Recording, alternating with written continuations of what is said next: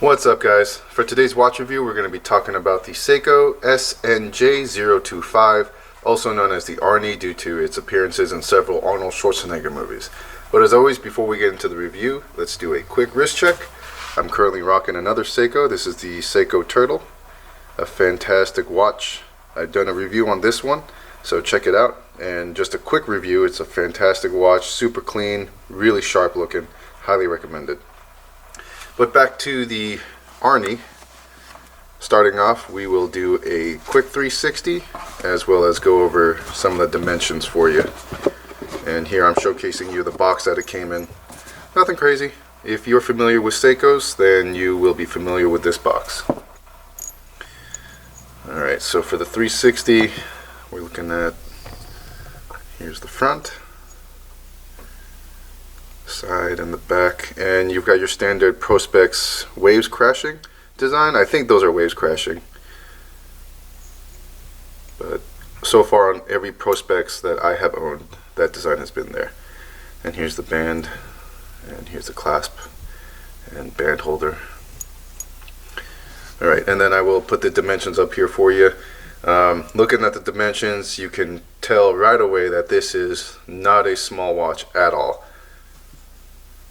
But we will go into the video, or later on in the video we'll discuss whether or not that's a good thing or a bad thing. I don't think it's a bad thing at all. I think it wears very comfortably.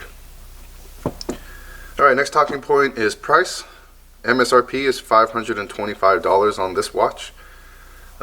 Street price on Amazon, I paid out the door after taxes $410. So not cheap by any means, but as long as you're willing to do some research, shop around, you will easily be able to pay for this less than MSRP. Alright, next talking point is functions.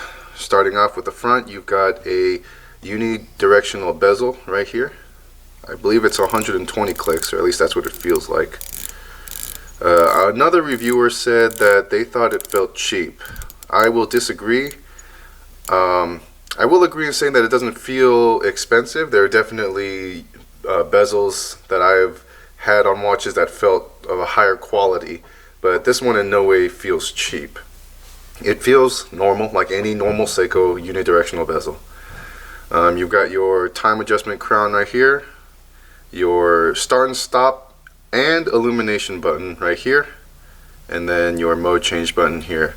Now these all have screw down crowns, so that way in order to kind of lock the button when you're diving, you want to make sure that these buttons are screwed in. I am not really a diver. I don't ever dive. It's not a common occurrence, so I just leave them always unlocked. This is your mode change button right here. So right now we've got main time, you got your day and date, dual time, stopwatch, alarm, and back to main time. Pretty standard functions, nothing too crazy. You know, for the price that you're paying, it's a very basic set of functions, but I think that's a great thing. It's simple, easy to use. Next item is illumination. So let me go ahead and turn off the lights for you.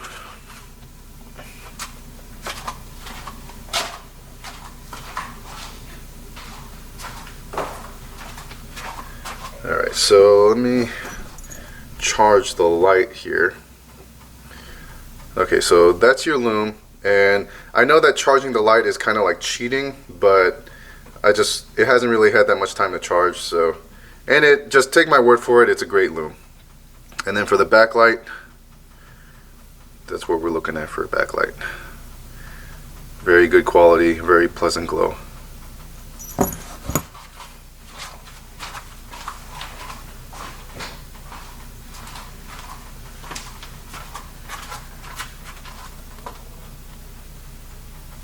Alright, next talking point is visibility. I think visibility is fantastic. One thing you will notice is that the top three indices, so the 11, 12, and 1 o'clock indices, are scrunched in, and that's to make way for the digital display.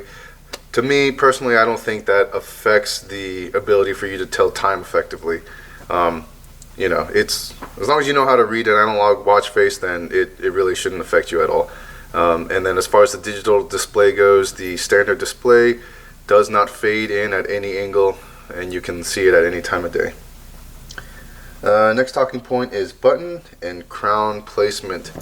So we will take this opportunity to do a wrist shot, or at least what it looks like on my wrist. I will say that for its size, surprisingly, the crown does not get in the way. I would prefer for the crown to have been down at the 4 o'clock angle, but that's just my personal preference.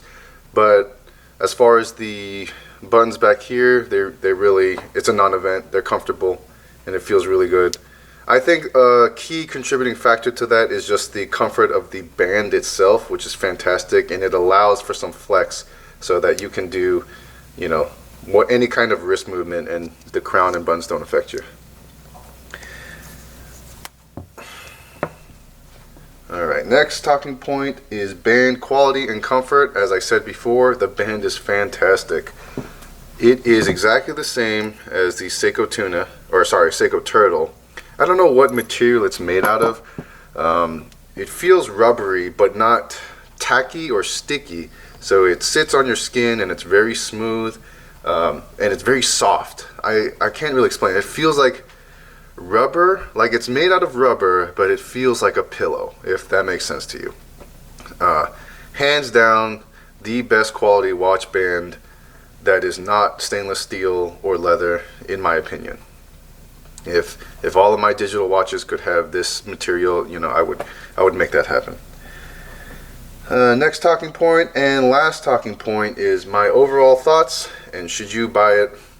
My overall thoughts is I am ecstatic. I absolutely love this watch. Do I love it just because it is the Arnie and because it has such a has had such a cultural impact on the watch community? Probably. I would say that definitely, you know, plays into about 30 to 40% of my love for this watch. But that being said, if this watch was never in a movie, was never worn by Arnold Schwarzenegger, I would still love it 100%. The way that Seiko is able to have an analog watch face with a digital display is so subtle, but it works so well. And the overall appearance, it just doesn't look cheesy. It doesn't look cheap. It looks very high quality, like if James Bond were about to go on a diving mission, hands down, this is the watch that he would wear. And you know, James Bond being the epitome of class, you can't go wrong with that. So yeah, those are my thoughts. Should you buy it? If you're a collector, definitely yes, I think you should buy it. If you're in the market for a watch and you've got the money, I think you can't go wrong with this, just because it's so versatile, it's so rugged, it'll last you forever with the solar charging. The only downside is that I don't think it's versatile in fashion, so this would be more like your rugged outdoors watch. I wouldn't really recommend wearing this on a nice dinner date, you know what I'm saying, like in a tuxedo. But that's up to you. That's really just my personal fashion sense. But other than that, it's a great, fantastic watch. No complaints, absolutely whatsoever. I'm ecstatic to go out in town and be wearing this watch. So yeah, that's all I got to say for now. I hope that you enjoyed this video, and I hope that it helps you with your next watch purchase. Thank you for watching, and tune in for my next episode. All right, bye.